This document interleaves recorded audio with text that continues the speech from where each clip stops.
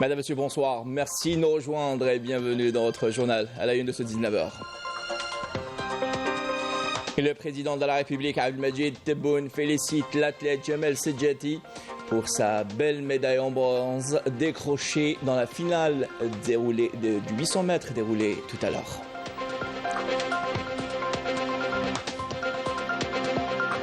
Le président de la République, Abdelmadjid Tebboune, a félicité la boxeuse algérienne Imen Khelif qui s'est adjugée haut la main la médaille d'or au JO 2024 de Paris hier.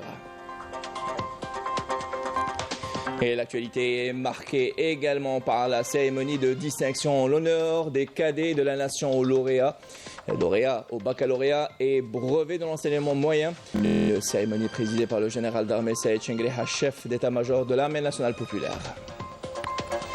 Et cet après-midi à Alger, l'instance nationale indépendante des élections, l'ANI, a organisé le tirage au sort afin de départager les temps de passage consacrés aux interventions des candidats sur les différents organes de presse audiovisuelle.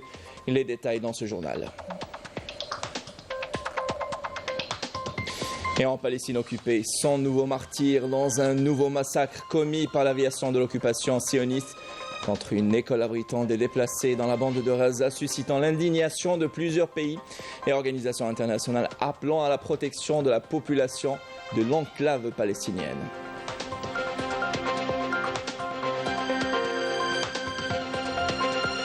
Et au dossier sahraoui, des militants sahraouis se sont prononcés sur la décision de la France de soutenir le plan d'autonomie du Sahara occidental, le qualifiant d'inhumain et contre la légitimité internationale, jugeant que cette décision prend son origine du passé colonial de la France.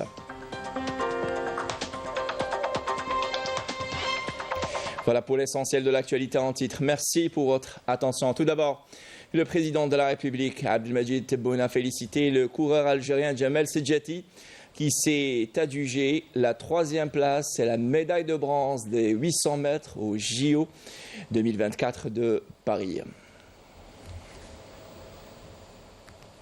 Le président de la République, Abdelmadjid Tebboune, a félicité également hier soir la boxeuse algérienne Imen Khelif qui s'est adjugée la médaille d'or au JO 2024 de Paris. Nous sommes tous fiers de toi, championne olympique. Imen, ta victoire aujourd'hui et la victoire de l'Algérie et ta médaille d'or et celle de l'Algérie.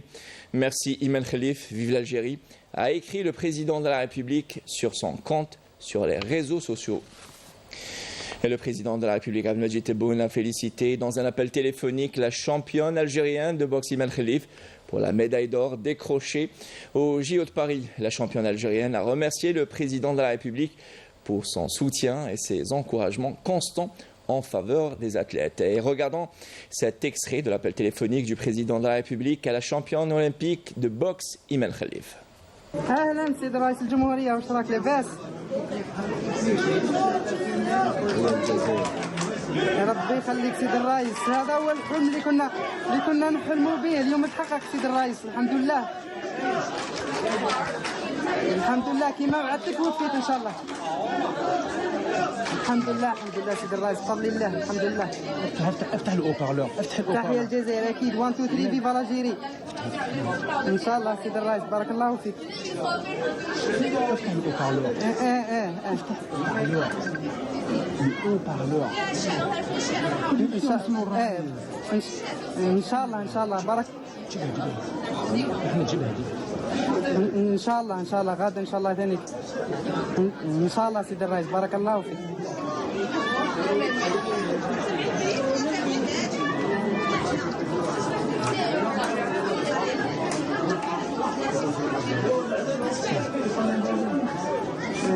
ميشن سي فري. الأهم هو الذهب. الحمد لله ما كانش الجزائر كلها راهي فرحانه، الحمد لله بفضل الله، الحمد لله.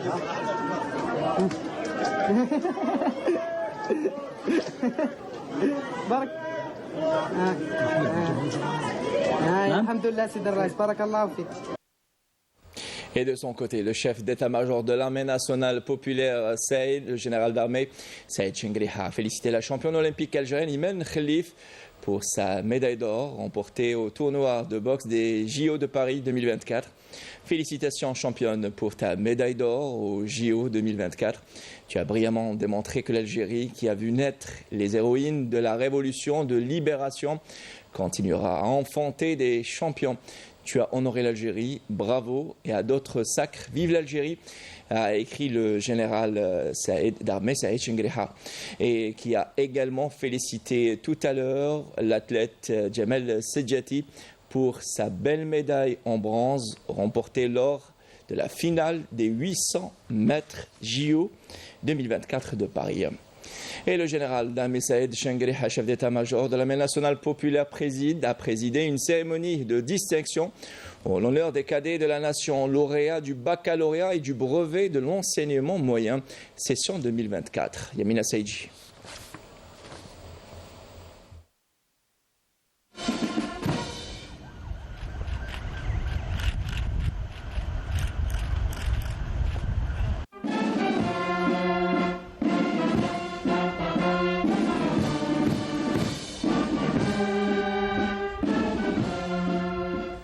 Suite aux remarquables résultats obtenus par les cadets de la nation aux épreuves du baccalauréat et du brevet d'enseignement moyen, session juin 2024, où le taux de réussite a atteint 97,95% pour le baccalauréat et 100% pour le brevet d'enseignement moyen, le général d'armée Saïd Chengriha, chef d'état-major de l'armée nationale populaire, a présidé aujourd'hui au Cercle national de l'armée une cérémonie de distinction en l'honneur des lauréats cadets de la nation, à laquelle étaient présents le secrétaire général du ministère de la Défense nationale, les commandants des forces et de la gendarmerie nationale, le commandant de la première région militaire, les chefs de département du ministère de la Défense nationale et de l'état-major de l'armée nationale populaire, les directeurs et chefs des services centraux, ainsi que les parents des élèves primés et des professeurs d'école.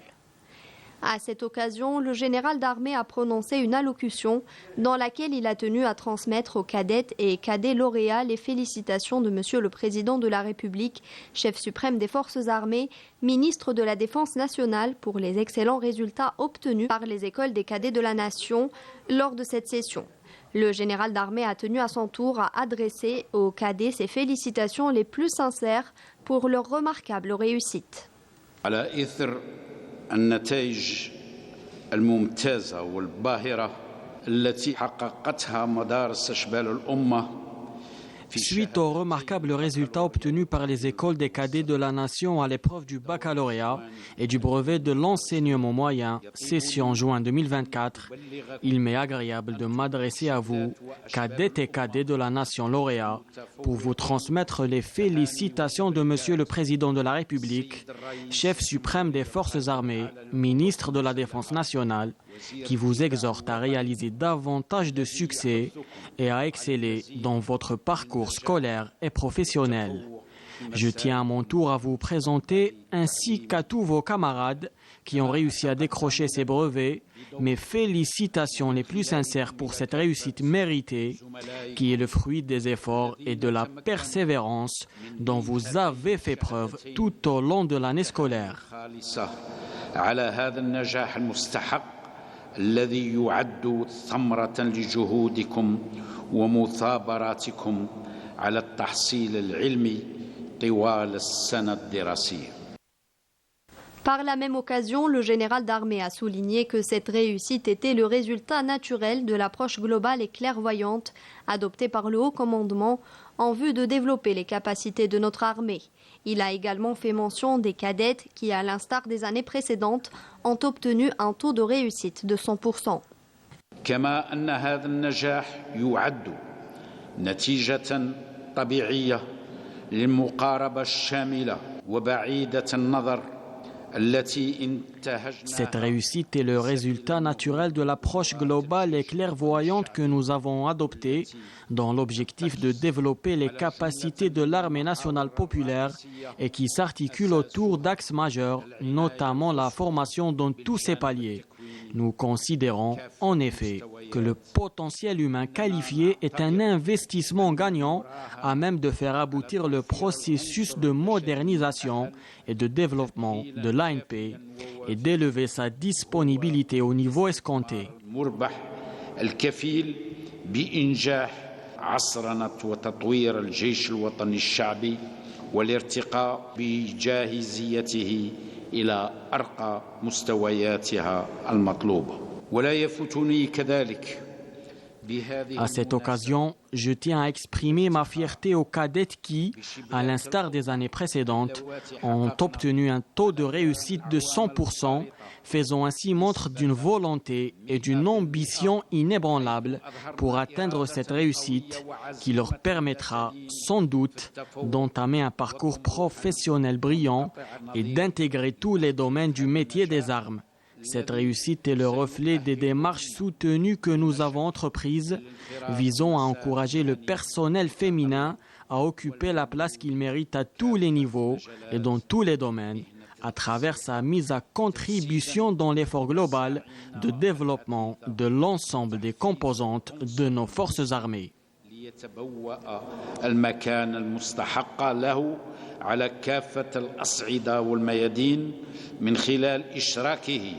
في المجهود العام لتطوير كافة مكونات قواتنا المسلحة.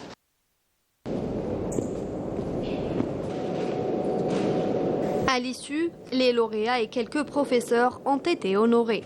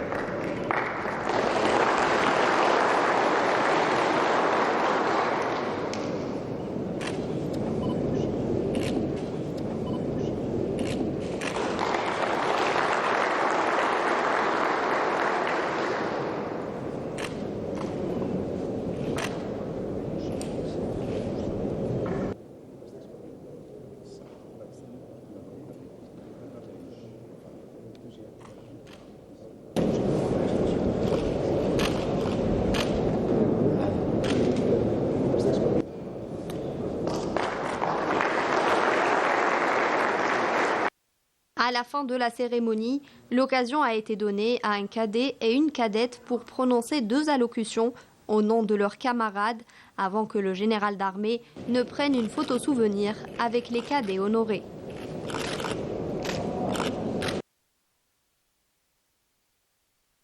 Et puis ce communiqué du ministère des Affaires étrangères de la communauté nationale à l'étranger, l'Algérie partage entièrement les préoccupations exprimées par l'ONU quant à la mobilisation des forces à travers les différentes régions de la Libye, notamment au sud et à l'ouest du pays.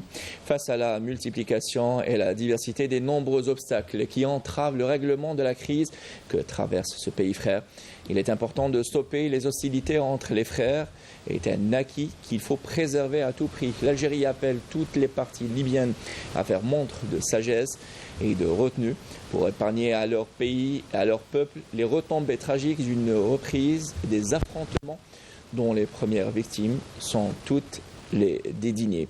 La solution pacifique de la crise, la réconciliation interlibyenne, la réunification des institutions et en particulier les institutions sécuritaires, l'arrêt des ingérences étrangères et l'avènement d'une nouvelle ère de sécurité et de stabilité, de sécurité en Libye. L'instance nationale indépendante des élections à l'ANI a organisé cet après-midi le tirage au sort afin de départager les temps de passage consacrés aux interventions des candidats sur les différents organes de presse audiovisuels. Le tirage au sort s'est déroulé au Centre international des conférences Abdelatif Rahal sous la supervision du président de l'ANI et en présence du président de l'autorité de régulation de l'audiovisuel ainsi que les directeurs de campagne des 3 candidats et des représentants d'un certain nombre de secteurs ministériels. Direction à présent la wilaya de Ain Timoushen où l'autorité nationale indépendante des élections a mis plutôt les bouchées doubles pour garantir le bon déroulement du prochain scrutin en mettant en place les mécanismes essentiels à même de garantir à la réussite de cet événement électoral. Emina Saïdji. Avec une population de près de 500 000 habitants, les citoyens de la wilaya de Ain Timoushen aspirent à la poursuite des efforts de développement et à la réalisation de nouveaux projets visant à améliorer le cadre de vie des citoyens. Il est crucial d'unir nos rangs, notamment face aux défis qui nous attendent. Nous devons rester solidaires et choisir le président qui défendra les intérêts de son peuple, un président que nous soutiendrons dans toutes les circonstances. C'est un devoir. Les jeunes ayant atteint l'âge légal de voter doivent participer à ce scrutin. À quelques semaines des élections, la délégation wilayale de l'ANI veille au grain pour prendre toutes les dispositions nécessaires afin de garantir le bon déroulement de ce rendez-vous. Nous avons mis en place 28 délégations communales à travers la wilaya de Ain Timoushen. Une plateforme numérique a été mise en place pour faciliter et fluidifier l'opération d'inscription aux listes électorales. L'ANI a mis en place un secrétariat général au niveau de chaque délégation communale chargé de la gestion administrative, mais aussi pour gérer le budget des élections présidentielles du 7 septembre 2024. L'autorité nationale indépendante des élections a mis les bouchées doubles pour garantir le bon déroulement du prochain scrutin en mettant en place les dispositifs importants pour la réussite de cet événement.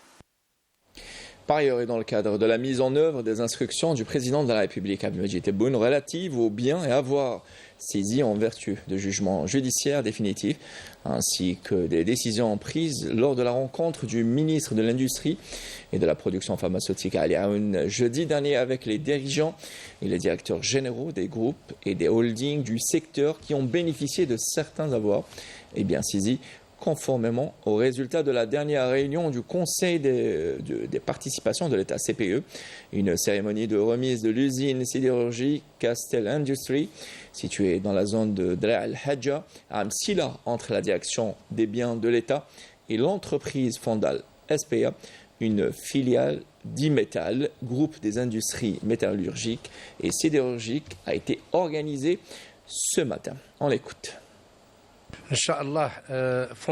La société entamera une opération de réhabilitation de l'usine à l'arrêt depuis 2019 et procédera à une évaluation complète de son état en vue du démarrage de la production. Cette remise de Castel à la société Fondal constitue un acquis important à l'entreprise qu'il dirige ainsi que pour l'activité économique dans la wilaya de Msila, d'autant plus que l'usine possède les qualifications techniques nécessaires pour produire efficacement. L'expérience acquise par la société Fondal sera mise à contribution pour redémarrer l'usine et lui permettre d'atteindre les objectifs escomptés en vue de participer au soutien et au développement de l'économie nationale. Et dans le volet agriculture, réputé par une activité agricole importante grâce à ses terres fertiles et à son climat favorable, Skikda se distingue par la culture de la tomate. Cette année, la région a enregistré une production abondante de belles tomates fraîches, nous dit Naïm Al-Walish dans ce reportage. Production record de la tomate à Skikda où la campagne de récolte se poursuit toujours comme ici dans la région de Charchar. Particulièrement généreuse, la production de la tomate a doublé cette année avec pour un seul hectare 1200 quintaux. On a commencé la récolte il y a plus de 10 jours et nous cultivons ici à Ain Charchar une variété supérieure qui se nomme Ercolier et dont la production est excellente. On a réalisé pour la campagne 2023-2024 pour la subdivision d'Ain Charchar 1800 hectares. Les 1800 hectares, elle est due essentiellement le périmètre irrigué. Depuis que l'État investit dans le périmètre irrigué, donc les gens ont opté vers la tomate industrielle vu que la tomate industrielle ça rapporte دخل فيها مدخول لاباس وبالاخص مع لي فاريتي اللي زادوا دخلوا جدد هادما لي فاريتي بيرفورمانت اوت بوتنسياليتي كيما لا فاريتي اللي كنا نشوفوا فيها هنا لا فاريتي اركولي اللي معروفه انها سي اون تري بون فاريتي تقدر حتى تروح ل 1200 و 1400 قنطار في الهكتار. Si la culture de la tomate est réussie à Skikda, qui fournit 50% de la production nationale, c'est que son terreau et climat sont très favorables à son épanouissement. Mais encore, pour ces agriculteurs qui reçoivent en plus de l'eau et des engrais, 2 dinars pour chaque kilo produit. Pour la saison 2023-2024, nous avons fixé comme objectif l'exploitation de 7500 hectares, dont on a produit quelques 6700 dans plusieurs régions de la wilaya, soit le double de l'an passé. Avec 6 millions de quintaux par an et une vingtaine de variétés dont une bonne partie part pour l'industrie, Skikda est classée première dans la production de la tomate à l'échelle nationale. Et de la production de tomates à Skikda, à l'activité viticole, à Intimouchent. La cueillette de raisins de table bat son plein dans la commune de Terga, toujours dans la commune, plutôt dans la wilaya de Intimouchent. Les estimations tablent sur 300 quintaux à l'hectare, notamment la variété Victoria. Exemple dans une exploitation viticole à Terga où le système en pergola donne un excellent rendement, nous dit Saïd Mayouf dans ce reportage. Des vergers viticoles à la pergola à perte de vue dans la commune côtière de Terga, à une vingtaine de kilomètres au nord de Intimouchent. Dans le vignoble Chadli de 5 hectares, la cueillette du raisin bat son plein, des grappes généreusement abondantes et un fruit gorgé d'eau et de soleil. Longtemps importateur de fruits d'ailleurs, notamment d'Italie et d'Espagne, j'ai décidé ces dernières années, par amour de ma terre natale, de cultiver ces fruits sur ma propre parcelle de terrain au sol fertile. Le système pergola est d'un excellent rendement et sa qualité est optimale, notamment concernant les variétés Victoria, Cardinal et le dattier. La viticulture requiert un travail ardu et un entretien minutieux et régulier afin de parvenir à un bon rendement. Je suis arrivé de Sidi Bel Abbès pour travailler la vigne. J'ai tout appris avec les viticulteurs, le système d'arrosage, le désherbage, la juste dose d'engrais et toutes les techniques du traitement du sol. Avec le temps, je me suis vraiment attaché à cette terre nourricière. La seule difficulté qui nous fait face, c'est l'électrification rurale. Le raisin de table connaît une nette prospérité en termes d'écoulement sur le marché local mais également national, d'où l'augmentation ces dernières années des superficies dédiées à la viticulture, notamment en pergola. La conduite des vignobles en système pergola est une nouvelle technique qui a porté ses fruits, et ce au vu de son abondance, mais également sa productivité et son rendement élevé, se situant en moyenne entre 250 et 300 quintaux à l'hectare. Les viticulteurs l'ont grandement adopté.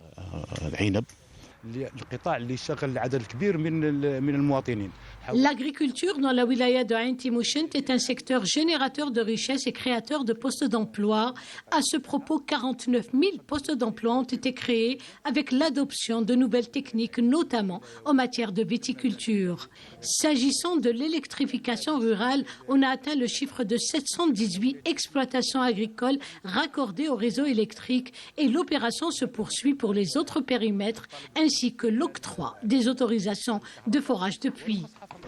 Wilaya à vocation agricole par excellence, Ain Timouchent recèle d'énormes potentialités agricoles, dont une terre arable et fertile, permettant à l'agriculture de constituer une véritable alternative aux hydrocarbures.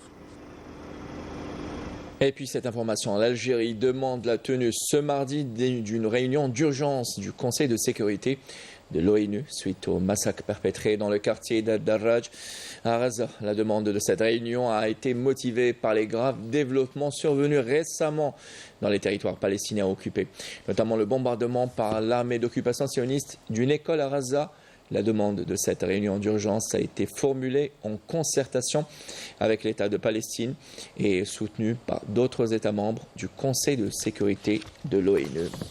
Et c'est donc un nouveau massacre qui a été commis à l'aube par l'aviation de l'occupation sioniste contre une école abritant les déplacés dans la bande de Gaza et en fait plus de 100 martyrs, alors que des citoyens palestiniens accomplissaient la prière d'Al-Fajr.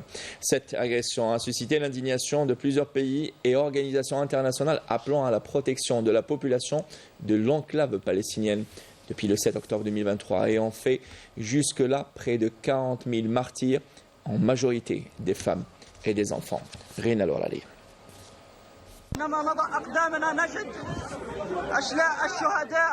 L'horreur continue à Gaza.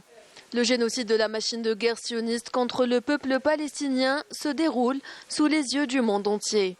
Ce matin, plus de 100 martyrs et des dizaines de blessés ont été recensés après que 3 frappes aériennes de l'armée sioniste ont ciblé l'école El-Tabaïn, abritant des déplacés dans le quartier d'El-Daraj à l'est de l'enclave. Les attaques ont provoqué des destructions massives et un incendie rendant l'intervention des équipes de secours et des pompiers extrêmement difficile face à l'ampleur des dégâts. Cette école avait été désignée comme une zone sûre et pourtant, les civils qui s'y trouvaient ont été visés de sang-froid. C'est un crime à part entière. En arrivant sur les lieux, les équipes de la protection civile ont trouvé une destruction qui ne peut être décrite que comme crime contre l'humanité. Situé au sud du centre de Gaza, l'hôpital Al-Ahli El-Arabi est devenu un lieu de douleur indicible. Les familles, bouleversées par la perte de leurs proches, ramènent les blessés et les martyrs, avant de repartir à la recherche d'autres membres de leur famille, devenus méconnaissables par la barbarie des bombardements. 40 vies ont été brutalement arrachées dans plusieurs massacres à travers la bande de Gaza, qui continue d'être ravagée par les agressions de l'entité sioniste génocidaire qui a étendu ses raids en Cisjordanie occupée, ciblant délibérément des réfugiés sans défense à la recherche d'un lieu sûr pour survivre un jour de plus. Et au dossier du Sahara occidental, des militants sahraouis se sont prononcés sur la décision de la France de soutenir le plan d'autonomie du Sahara occidental, le qualifiant d'inhumain et contre la légitimité internationale. Ils estiment que cette décision prend son origine du passé colonial de la France. Madea Marné. Pour bon nombre de militants des droits de l'homme sahraouis, la reconnaissance par la France du plan marocain pour l'autonomie du Sahara occidental ne les a pas surpris. Pour eux, cette position tire son origine loin dans l'histoire, après les nombreuses défaites essuyées par l'armée française infligées par les résistants sahraouis. Suite à cela, le Premier ministre français s'est rendu en Espagne pour examiner avec les autorités espagnoles les moyens de faire face militairement à la résistance sahraoui.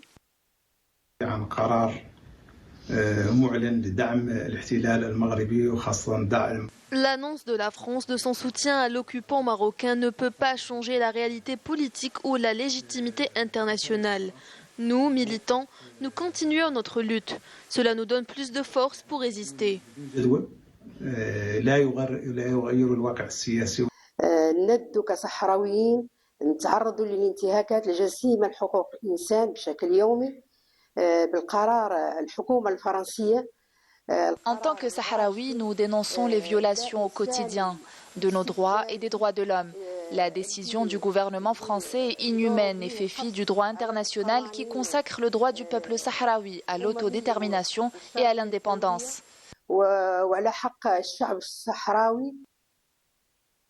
Au début de l'année 1934, la coordination effective franco-espagnole commence. De nombreux écrits français ont fait état de la résistance farouche des Sahraouis qui ont toujours infligé des pertes à l'armée française. Les militants sahraouis soulignent que la France aujourd'hui souffre encore de ces défaites historiques à laquelle s'ajoute son expulsion de la région du Sahel, dont les pays ont commencé à construire leurs économies en comptant sur leurs propres ressources humaines après avoir été pillés de leurs richesses, les laissant proie à la pauvreté et au sous-développement. Pour les militants sahraouis, la reconnaissance de la France du plan de l'autonomie marocaine sur le Sahara occidental est une façon de garder un pied en Afrique après que toutes les portes lui soient fermées. بالنسبة للقرار الفرنسي الذي يعترف كالحكم. La décision française de reconnaître le plan marocain comme solution pour une résolution définitive du conflit au Sahara occidental n'est pas une surprise pour nous. Le Maroc n'a pas de souveraineté sur le Sahara occidental. Et nous savons que la France a aidé le Maroc pour occuper le Sahara occidental en 1975. ولا قرار فرنسا الذي لم يفاجئنا نحن كصحراويين بموضوع الحكومة الفرنسية وتأييدها لمخطط الحكم الذاتي. Le soutien du gouvernement français au plan marocain pour l'autonomie du Sahara occidental n'est pas un événement et ce n'est pas une surprise car nous connaissons le passé colonial de ce pays dans la région. Nous, Sahraouis, nous dénonçons cette décision qui n'est pas basée sur la législation internationale. الخمسينات والسبعينات وإلى حدود الساعة. رانا نقدموا تنديد على عدلة فرنسا اللي عنها تدعم الحكم الذاتي. Nous dénonçons la décision de la France concernant le plan marocain. Pour la France, le Sahara occidental est une carte gagnante pour servir ses propres intérêts. Et jusqu'à notre dernier souffle, nous continuerons à demander notre indépendance. Pour rappel, au plan international, le dossier du Sahara occidental est considéré comme une question de décolonisation depuis la décision des Nations Unies, qualifiant le Maroc comme étant une force d'occupation. Depuis 1991, la MINURSO est chargée d'organiser un référendum d'autodétermination pour le peuple sahraoui. Avec le dossier sahraoui, nous arrivons à la fin de ce 19h préparé par Adel Boukham, et Youssef Issed, réalisé par Mohamed Elias Taïb. L'information revient à 22h30 et la rédaction anglophone. Merci d'avoir suivi. Bonsoir.